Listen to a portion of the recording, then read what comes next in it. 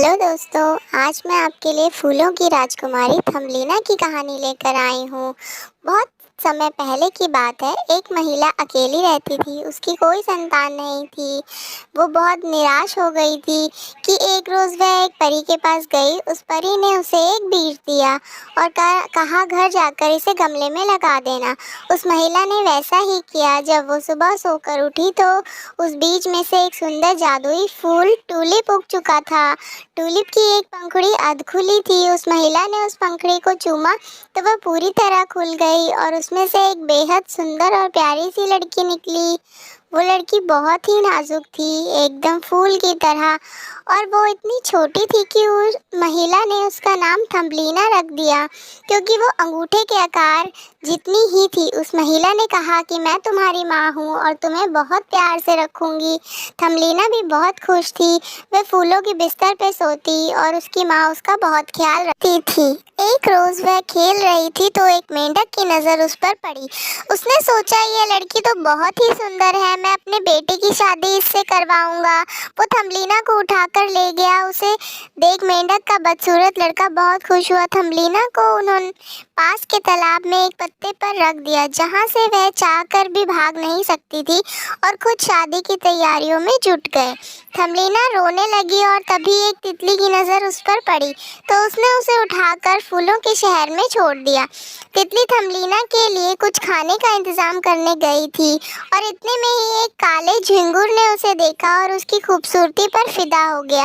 लेकिन थम्बलीना ने उसे कहा कि हम लोग बहुत ही अलग प्राणी। झिंगुर के दोस्तों ने भी कहा कि ये तो बहुत ही अजीब है, ये हमारी तरह सुंदर नहीं है। तो उन्होंने थम्बलीना को छोड़ दिया। थम्बलीना घर जाने का रास्ता ढूंढ रही थी और जंगल में भटकते भटकते वो एक बिल के पास पहुंची। बिल की मालकिन एक बूढ़ी चुईया थी।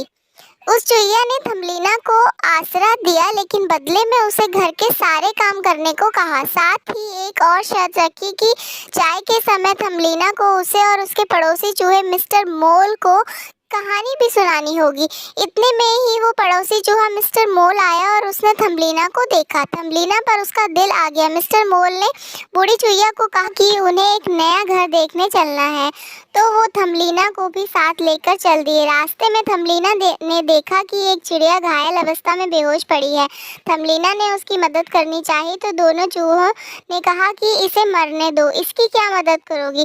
पर थम्बलीना का दिल ना माना। उसने चिड़िया को खाना खिलाया, पानी पिलाया, उसके घाव पर रोज मरहम लगाती। एक दिन मिस्टर मोल ने अपने दिल की बात बूढ़ी चुईया को कही कि वो थम्बलीना से शादी करना चाहता है, तो वो बेहद खुश हुई। थम्बलीना को जब यह बात पता चली तो उसने साफ इनकार कर दिया, लेकिन चुईया ना मानी। तब थम्बलीना ने कहा कि ठीक है, लेकिन एक आखिरी घायल चिड़िया से मिलना है। थम्बलीना जब वहां गई तो उसने देखा वो चिड़िया ठीक हो चुकी है और आसमान में उड़ रही है। चिड़िया ने थम्बलीना से कहा कि वो जल्दी से उसकी पीठ पर बैठ जाए ताकि वो उसे यहाँ से दूर ले जा सके। थम्बलीना ने वैसा ही किया। चिड़िया उसे दूर फूलों के देश में ले आई। थम्बलीना ने देखा कि वहाँ एक सुंदर सा राजकुमार है। राजकुमार ने भी थम्बलीना को देखा तो देखते ही उस पर मुग्ध हो गया। थम्बलीना को भी राजकुमार से पहली नज़र में प्यार हो गया। राजकुमार बड़े ही अदब से थम्बलीना के पास आया और अपना परिचय दिया कि मैं इस फूलों के देश का राजकुमार हूँ, क्या तुम मेरी रानी बनोगी। थम्बलीना शर्मा गई और उसे फूलों के देश की ओर से पंख भी मिल गए, जिससे वो राजकुमार के साथ यहाँ वहाँ उड़कर सैर पर जा सके। दोनों खुशी खुशी रहने लगे। सीख कर भला तो हो भला। थम्बलीना का मन बहुत ही भावुक और प्यारा था, इसलिए इतनी परेशानियों के बावजूद वो अपने मुकाम तक पहुंची। उसने दूसरों की मदद की तो बदले में उसे भी मदद मिली। साथ ही उसने अपनी बहादुरी और समझदारी नहीं छोड़ी।